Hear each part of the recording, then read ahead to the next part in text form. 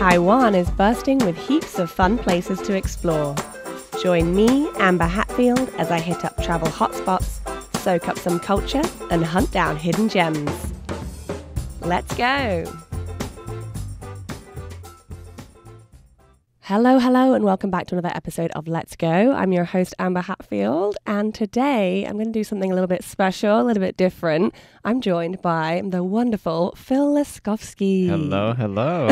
Yay. And actually, the past few weeks, I went back to the UK for a little trip, a little holiday in England, and I would love to chat about that today on the show. So we're going to do a little reverse interview, and Phil is going to ask me questions about the UK and traveling in the UK.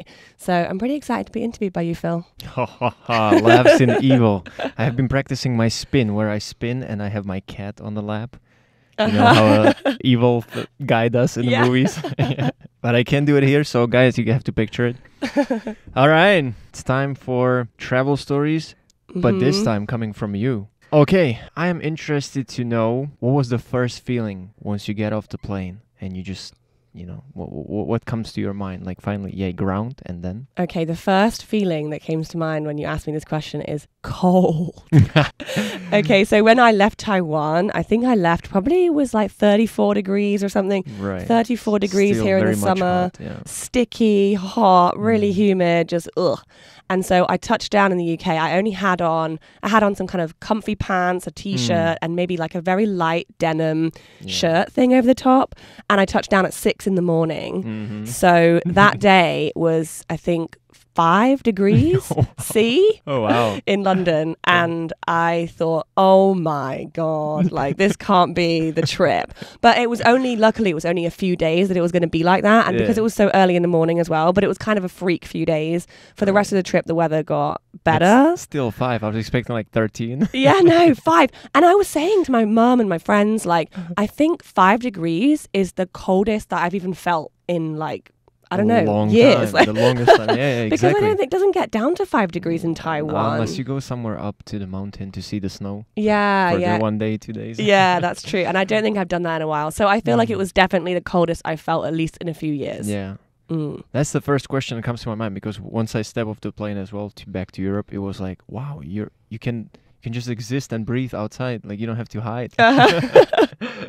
Yeah. Another thing that struck me was because I flew into Gatwick Airport. Right. So in London, there's like 2 big airports, basically, is Heathrow and Gatwick. And everyone knows that Gatwick's like a bit not good compared to Heathrow. Like it's not as good.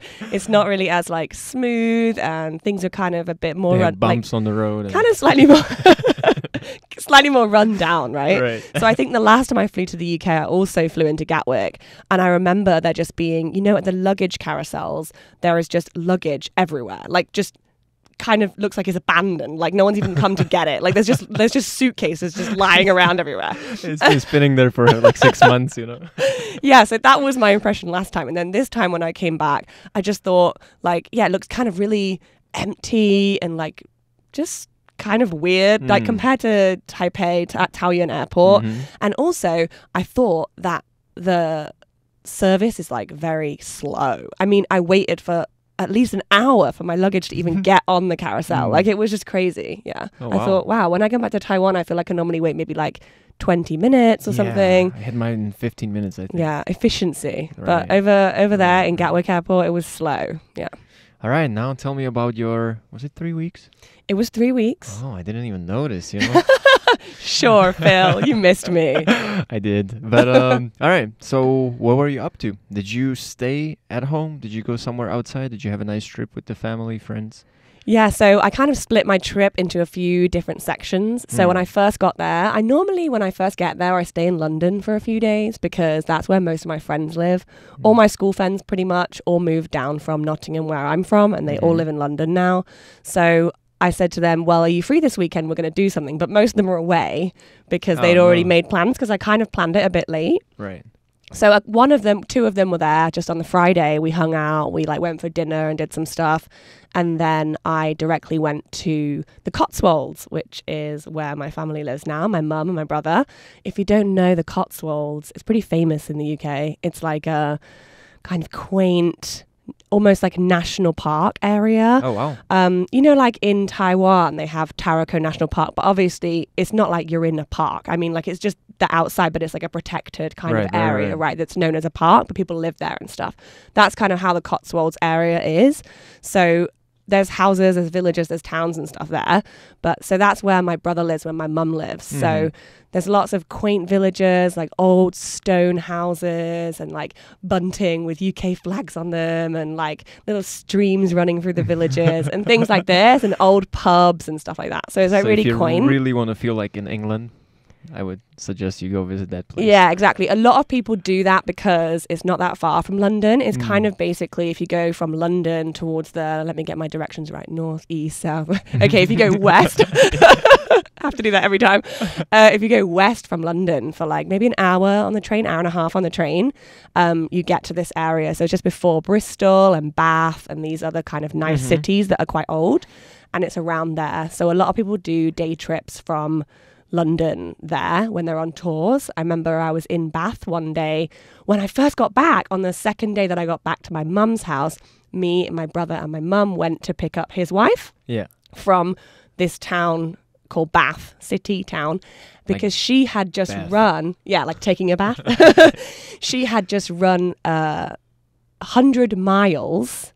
It's called the Cotswolds Way. So it's basically a run. It's like basically a hiking path, but you can run it. So it goes from the north of the Cotswolds all the way down through all these villages and stuff and ends in Bath. And she had just run that 100 miles. 100 miles. That's 160 kilometers. Yeah. For anybody who doesn't speak miles. So she ran all the way through the night. Like my brother had dropped her off the day before and she ran with someone from her running group all the way through the night without sleeping, and then running into the next day to about 4:00 in the afternoon when we went to go and get her. It's insane. Wow. I'm shocked. Yeah. So if you do go to the Cotswolds, there's also beautiful walks and you can walk along this. You don't have to run? You don't have to run it. There's a walk. You can run along the Cotswolds Way, which is really pretty. Yeah, I'm pretty sure. So we went to do that. And then I also did, lots of country walks. I've got lots of pictures in my phone of green grassy fields and cows and sheep, because that's the things I always see when I go back home. Lots of sheep, lots of cows. Very different to Taiwan, because recently in Taiwan, I went to Qingjing Farm, Qingjing Nongchang, and it's like this big deal to go and see some sheep, right? Which is just so funny because where I go home, I can see sheep whenever I want to. Like, even if you don't want to. Everywhere. It's a big thing here for sure. Yeah, so that's pretty much the only place that you see sheep in Taiwan. But if you go to England, you see sheep everywhere. Right, so for the sheep lovers. The sheep lovers, go to the UK. Cows as well, we got a lot of cows too. I shouldn't call them sheep lovers, because there's really sheep lovers out there. And I guess in Slovakia too. But see, when you're talking about this all like green pasture and like beautiful sheep, cows and all that, I just imagine Flout when I'm on my horse in my gear kind of going through. Like a flute and flute, yeah. Medieval times or something. Yeah. Kind of. You guys have moved on, right? Yeah. Okay. Not sure. From horse riding to running 100 miles. All right. Okay, so what is the thing, a food, a tradition that when you come home you really have to do? Like you watch a marathon of Harry Potter with your 3 best friends, or you eat this specific ice cream place. What is it? That's a good question. That's a question that our other colleague Hannah asked me yesterday, is what's something that I always eat when I go back home. And I'm not sure that the UK is particularly famous for having like fantastic food or anything. So there's not really a particular dish that I like to eat. But because here in Taiwan, there's not really that much cheese and bread and things like that. I mean, you can get bread, but it's the typical like sliced bread kind of sweet flavor. Majority, yeah. And also the cheese is maybe just like shredded cheese or cheddar, maybe mozzarella or something like that. So when I go home, I always like to eat lots of different cheese. I love cheese. So cheese and cured meats as well, like prosciutto and all those kind of bougie meats. Olives, like things like that, which, because I feel like we've got a lot of this stuff from like European food, right? I mean, here you get a lot of Thai food, Vietnamese food and stuff, but in the UK, we get a lot of like European food, Italian food, maybe like Turkish food, things like that. So I always try to eat that kind of stuff when I go home. So whatever's missing here. Whatever's missing here. Whatever I can buy here, but it's always really expensive here. So I just eat that when I go home. You have to go to like very far foreign market or something. Then you can get your hands on that. Oh, and something else which I thought was really cool and I'd love to share with you is about wine. So my brother and his wife booked us a wine tasting when we went home. So near where they live, there is this winery and they basically specialize in sparkling wine because that's what the UK climate kind of can make. So sparkling wine is normally, was before from places like Champagne in France, right? And so that's the climate that would be suitable for growing this grapes and making this kind of wine. But apparently, because of global warming, the UK is now becoming a really big contender for like producing these kinds of wines. Okay. Yeah, so in the next few years, apparently, we might even be like the new Champagne because our climate is then going to be the place where sparkling wine needs to be done. And if you go down to like more like southern regions of France, that's probably going to be more like the red wines and things like that, which need higher temperatures. So yeah, that was quite interesting to learn. We did this wine tour. We did like a lot of wine tasting and stuff. They showed us around the winery, how they grow the grapes and everything. And I thought that was really interesting, but also pretty scary too, that like climate change is affecting things that much and that it's going to be happening so fast as well. Yeah, imagine you come home from 2 years from now and you want to have the sparkling wine and they'll be like, well, we don't have it anymore. Yeah, we're moved on to red wine. Like, what the hell? Yeah. So I thought that was kind of cool. So we did that wine tasting, which was good as well. Yeah. All right, that covers food, drink. Do you have any tradition when you like really need to do? For example, we'll always meet with our friends and let's say play this one specific board game or this one FIFA tournament or something that, just you and your friends. It's a must when you come home. No, not really. So normally when I go home, I normally try to go home in the summer. So this time it was a little bit later. I normally go home in July, August time. And the reason I do that is just because I love the long summer nights in the UK because it can stay light until maybe 10 p.m. or even later. So I absolutely love that. And I feel like there's just such a good feeling and a good vibe in England when the sun is out and people finish work, they go to the pub with their friends. Like we have a lot of pub gardens, outside places to sit, have a drink with friends and just chill. So that's normally what we do in the summer or when I go home. Most of the time we just like sit outside in the nature and drink. That's basically our thing. That's very it. That's what I'm saying. Like you can exist outside and when it gets sunny, everybody just puts their smile face, forgets their worries and just go out and enjoyed life. Yeah, exactly. And something else that I really enjoyed when I went home this time was that I got to go to my friend's wedding. And that was the first wedding of my group of girlfriends that I've actually got to go to because I've missed all the other ones before. So she was the first one that I got to make it to. I even got an honorable mention in the speeches for being the person who traveled the furthest. Were the other ones jealous, saying that you picked her because you like her the best? I hope not. Yeah, no, they were okay. They were okay. But yeah, it was really great to be able to go to the wedding. I feel like when you live far away from your family, far away from your friends, you do miss out on a lot of stuff. So it's nice to be able to make it at least to something. No, that's good. Yeah. Have you been to a Taiwanese wedding before? I went to one, but I wasn't really invited specifically. Did you just walk by and hey? It was actually when I was studying and we had a professor who was studying with this, I might get this wrong, but I think it was the Atayal tribe people.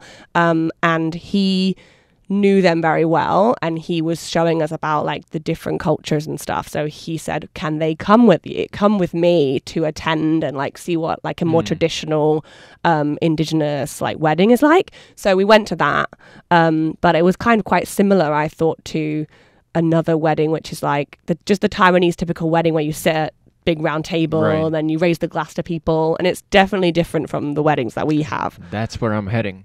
So yeah. So the wedding was what really time did cool. you finish your wedding? Was it about 4:30? I think it was like 1 a.m. Yeah, because the venue was only until like quite early actually. But it was really nice. So it was a church wedding. So they had the ceremony at the church, and then we all went to the venue afterwards, and there was like, as long as it was singles, it was on the bar tab, so it was just lots of gin and tonics. But shots were not included. And then, dancing, dance floor, really fun band, lots of cheesy songs, old songs. Band, dancing. Yeah, and That's ice cream. key They had an ice differences. cream van outside, like a pizza maker person. The food was really good, and it was just so nice because, I mean, I've known this friend since I was, 12 years old? So kind of, we just grew up together, basically. So it's really nice to see see them getting married, and they've been together for a long time already, like 10 years. So And congrats to the friend. yeah, it was About really nice. Yeah. And the last thing, I'm not sure, you've not even asked me this, Phil, but the last thing I want to talk about now that I'm talking about what I did while I was away is that the last night before I left, I was back in London, and I went with my friends to see a musical, Book of Mormon. And it was so good. I loved it. So I've not really seen a lot of musicals, and they don't really have a lot of musicals here in Taiwan. We don't have like a Broadway West End kind of scene, right? So not a lot of them come, but it was so funny. If you don't know, Book of Mormon is written by the people who wrote South Park. So the humor can be kind of dark and kind of rude and things like that. Swearing and things like that, But it's basically about these Mormons who they get sent to different countries, right, on their missions.